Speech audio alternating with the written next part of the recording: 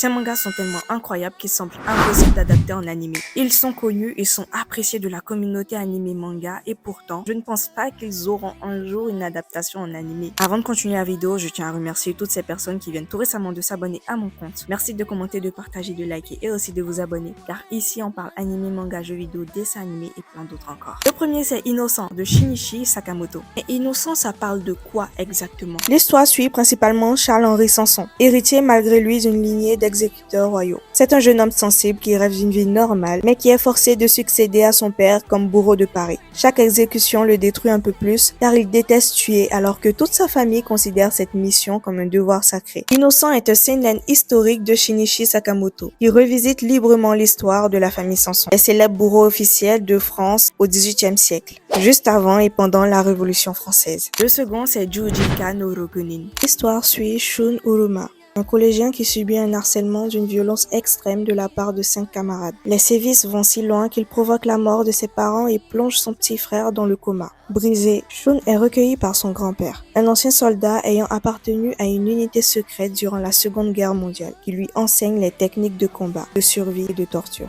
Quelques années plus tard, Shun revient avec un seul objectif, retrouver un à un les responsables de son enfer et leur faire subir le même sort. Mais plus sa vengeance avance, plus il perd son humanité. Jujika no Rokunin, ou les 6 de la croix, est un manga de Shiryu Nakatake, mêlant thriller psychologique, horreur et vengeance. Ces deux mangas montrent que le talent d'un auteur ne se limite pas qu'à savoir raconter une histoire. Parfois c'est juste le style visuel ou leur brutalité qui les rend si uniques, au point de savoir défier les limites de l'animation. Pour vous, quel est le manga qui semble impossible à adapter en animation?